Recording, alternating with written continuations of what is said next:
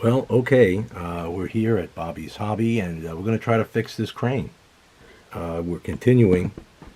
As you can see, I already cut off a portion of the plastic sprue, and I want to put it as a pivot point under this crane cab. Now, for whatever reason, I couldn't find my regular little hobby saw, so I ended up using a regular hacksaw. It came off in 2 seconds, just using a nail file just to get the plastic to be very nice and smooth, more even than smooth, because as long as it sticks on is all I really care about when I glue it. And I'm going to use the old-fashioned tester's glue that has always worked.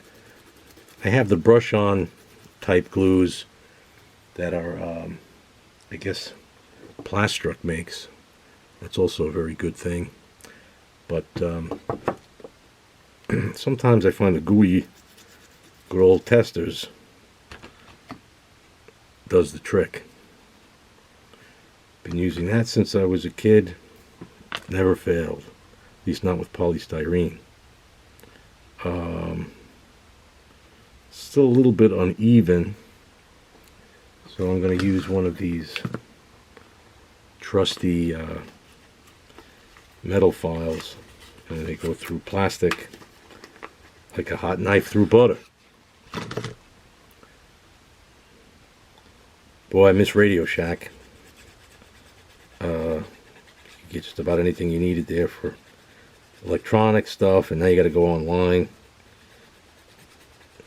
There's a great place still there called All Electronic. It's a catalog, but now it's online. And, you know, we just don't want this to be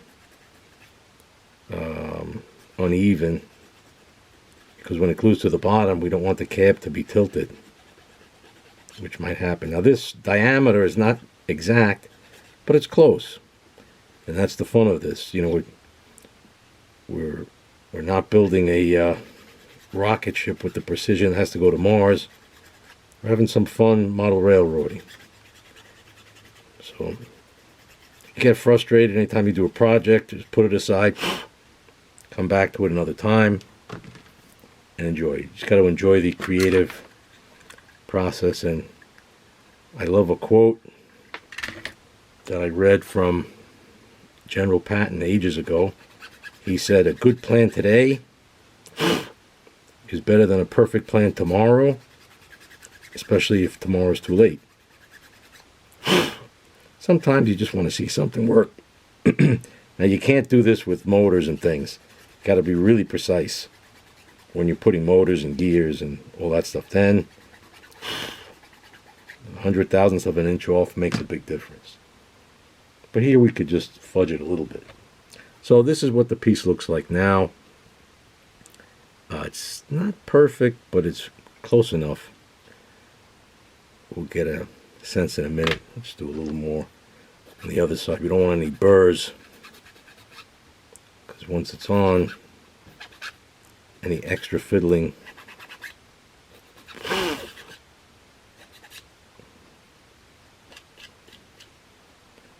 we go.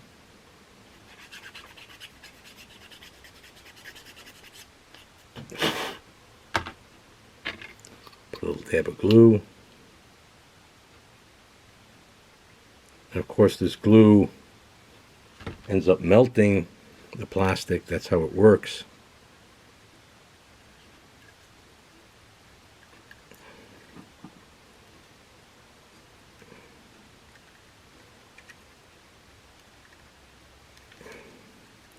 It does look a teeny weeny bit off, doesn't it? It looks a teeny weeny bit off. It's not really good. It already melted the plastic off, see? Took some of the black off. But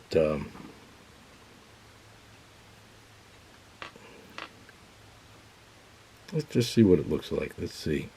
The amazing thing about this glue is that it holds so fast. Now, it's not dry yet or anything by any means. But let's see if that little difference makes a difference.